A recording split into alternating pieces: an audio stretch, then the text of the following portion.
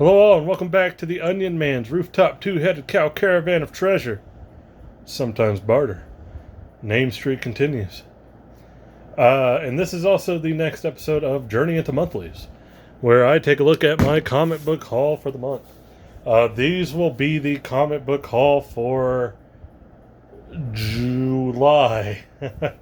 I was a little late to order. There was a couple things I wanted to get that got back ordered. So I just put them like in my cart and kind of held on to everything until they came in. Made a big order, so that's why it's a little late. Normally, if like for instance, this is July, my comic book orders for the month of July, you would see this video in early August, but because of the back orders, you're seeing it in late August. So is what it is. But yeah, we're gonna jump right into it. This is my Midtown Comics order. Didn't get anything from Lone Star or In Stock Trades this month, just my regular monthlies. And let's see what we got.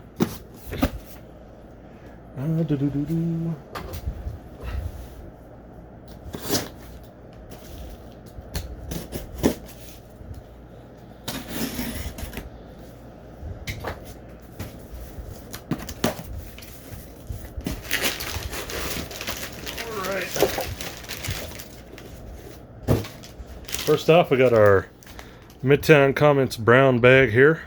Cool. So, yeah. A lot of stuff in this. Last mail bag did not have a lot of stuff because of back orders as well.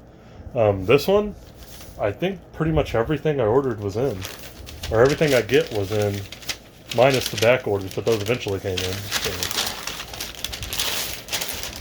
So. Okay. Cool. So we have issue number 6 of King Conan. I'm pretty sure this is the last issue of King Conan for now. Jason Aaron is ending this run. And then I think it's moving on to somebody else probably. I'm guessing we're going to get a regular Conan the Barbarian series. Maybe Jason Aaron will come back at some point. Jason Aaron was the one that rebooted Conan for Marvel. He did it in a kind of Thor-esque way, like his original God Butcher, God Bomb story, where it was like a tale of different aged Conans. And I don't know if this is the end of his run, because he left for a while, came back to do this King Conan run, and now it's over, at least for now. It was a good book. I really enjoyed it. I'm a big Jason Aaron fan, though, so most of what he does I usually like. Minus some of his Avengers stuff. That was a little weird. But, yeah, I enjoyed the King Conan run for what it was. And, yeah, hopefully we get something good with Conan after this. Next up, looks like we have The Marvels, issue 12. I think this is also ending. As far as I know, this is the last issue for now on this, too. Kind of sad to see it go. Gonna miss the Alex Ross covers, the different artists who work in the book, Kurt Busiek's writing. It was a good series. There were some misses, I'm not gonna lie. It's kind of a hard book to describe and get people into. You just kind of have to read it for yourself and see if you like it. Now that all 12 issues are out, there should be a pretty good trade to come out of it if you want to get that instead. It'd be pretty cool in a trade form, I think. So, yeah. Next thing, we have one of my DC books. I get 2 different DC books. No, 3, because I think 1 is in here now. There's another one besides this one and the other one. We'll get there. Yeah, issue number 2 of Black Adam. This is being written by Christopher Priest. I like Christopher Priest. I know he's a bit of a controversial figure. I think minus the Hobgoblin stuff, he is a great writer. Which if you know the Hobgoblin Christopher Priest story, then, you know, it's kind of rough. But I suggest you go and look up... I believe Comic Tropes did a video about it. I love Comic Tropes. It's a great channel. Shout out to him. But I'm pretty sure he did a video on that. Either way, I've always been a Christopher Priest fan besides that. I really like his Black Panther run, where he kind of modernized Black Panther. It was really cool. And he's on Black Adam here. So the first issue is pretty solid. I won't spoil anything, but I think we're kind of getting down to like the familial roots of Black Adam per se, so it'll be interesting to see where it goes. It is going to be only 12 issues, so there you go. But yeah, I like this cover. This is a nice cover. Looks cool. The second DC book I get, only 10 issues. I don't know why I feel like this was supposed to be 12 issues originally, wasn't it? I could have swore at first this had a of 12 on it. It's Chip Zartski, who is taking over the main Batman book as well at DC, which I think is great. And he's returning back to Matt Murdock Daredevil. He's been writing Daredevil for a while, but he's doing the next volume of Daredevil and bringing Matt Murdock back. So that's great. I had kind of actually stopped reading Daredevil. I like Elektra. I just didn't like her as Daredevil. I like their dynamic when they're on their own, when it's Daredevil and Elektra. I didn't really like the whole kind of like she's going to become the next Matt. Not the next Matt, but you know my point. I feel like Daredevil's one of those characters, they always try to bring someone else in to be Daredevil. Like at one point, I think T'Challa was Daredevil. I might be wrong on that. Either way, yeah, I've never understood why they always try to kind of take Matt Murdock out of it. But regardless, glad to see him do that. I hope he turns Elektra just back into Elektra. I really like her on her own. I mean, I think if he had just written a regular Elektra book, it would have been really cool. Because I do like her as a character. I just didn't like the way they did the whole kind of like Matt going to jail stuff thing. And I really like Zartski, but I think he kind of fumbled that story a little bit. Is what it is, though. But this has been a pretty good book. It's kind of his Batman Begins. That's kind of the best way I can describe it. Not so much the second half of Batman Begins, but like him training and becoming Batman and stuff. Yeah. We have issue 4 of Ghost Rider. Benjamin Percy's Ghost Rider. This has been really fun. I've really enjoyed this book a lot more than I thought I would. So yeah, really been enjoying this. Kind of a funny, like, almost a Joker-y vibe I'm getting off of this guy. I don't know who that is, but cool. Anyway, yeah. Surprise hit, in my opinion. The return of Johnny Blaze, kind of going back to basics. Yeah, surprise hit. I like Benjamin Percy most of the time. His Wolverine run is a little wonky. I can't say I've enjoyed that. I stopped getting it after a few issues because I wasn't too fond of where it was going. But everything else that Benjamin Percy's ever done is great. If you've never read his Green Arrow, go back and read his Green Arrow run. That is a fantastic run, like during Rebirth. Such a great run. But his Ghost Rider's good. We have Captain America, Sentinel of Liberty. There's 2 separate Captain America books going on right now. There's like what is it, the Symbol of Hope, Symbol of Truth, Symbol of the Shield? I don't know. And then there's Sentinel of Liberty. There's a Sam Wilson Captain America and a Steve Rogers Captain America. I've been trying to find the Sam Wilson one, and for whatever reason, it's always sold out.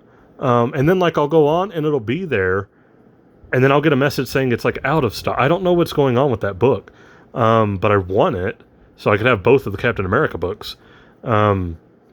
First issue of this was not great. I'm going to give the second issue a chance, and if it's not good, then I'll probably drop this. And then just hope the Sam Wilson one is good, if and when I eventually find it. Because I do love Sam Wilson Captain America as well. So, yeah, I can't say I would recommend this yet. We're going to see how the second one plays out, and we'll go from there. I do like that it's a Captain America Bucky-centric story, but still, we'll see. And here we have Batman 125. This is Chip Zartski's first issue. He's taken over. So excited for this. Excited to see how it goes. In previous interviews, he said that he was bringing it back to like a more noir feel, a real detective kind of Batman. And I am excited for that. I think that is exactly what Batman has needed for a long time now. So it will be interesting. Not that it hasn't been good in some points. I actually think Peter Tomasi had a really underrated Detective Comics run not too long ago. But I feel like that kind of flew over the radar. Nobody really noticed it.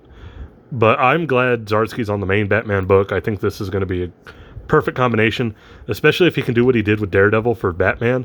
I think it'll be great. Immortal X-Men, number 4.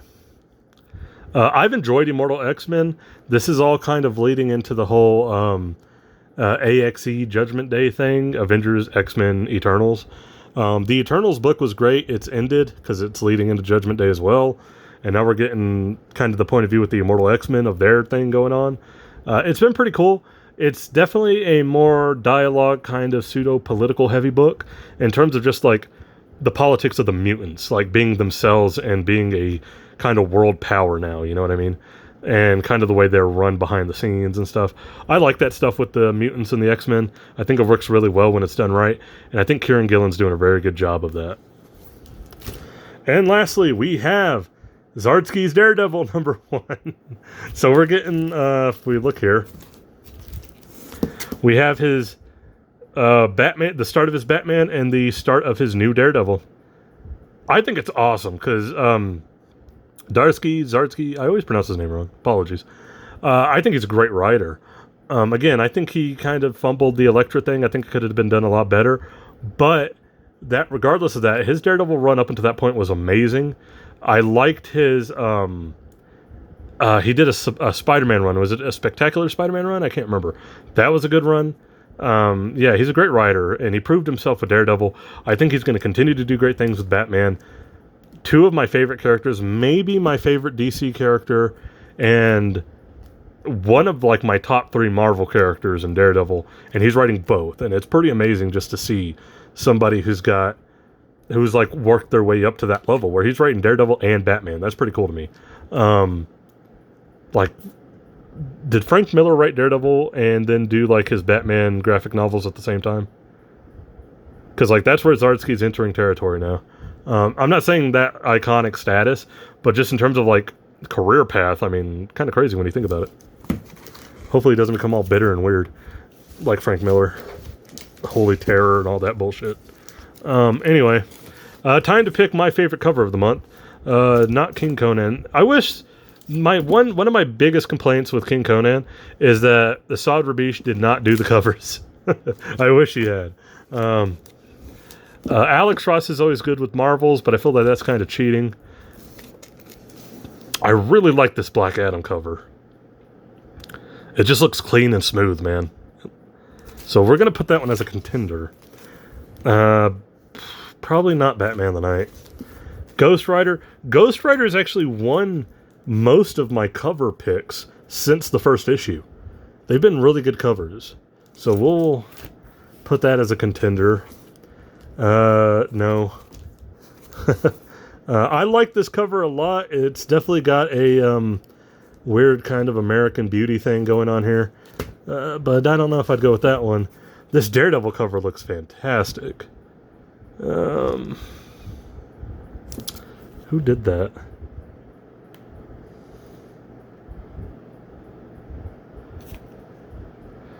I can't tell who did the cover.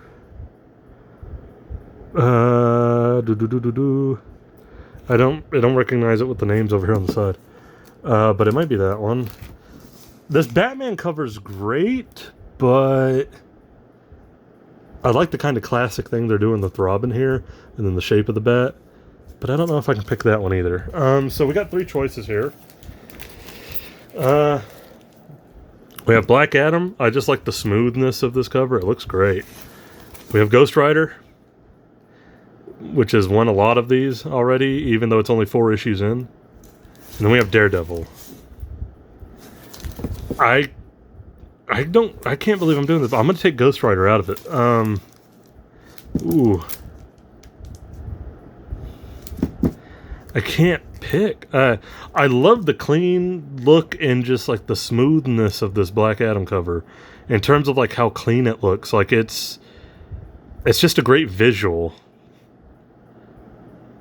But then like you got the Daredevil with like the classic, he's on top of like a church or something here, hanging out with the gargoyles. I can't pick. I'm going to give this one a tie. I'm going to tie the covers with, I just like this kind of classic looking Daredevil cover, with, you know, he's got his stick and it's kind of wrapped around him and everything. It looks great. I like it. But then, like I said, I just like the cleanness and the kind of vibe going on with the Black Adam one. It looks cool. I like the kind of like what's a good way to put it? I don't want to say optical illusion, but, you know, kind of like that swirly kind of thing going on with the head of the character.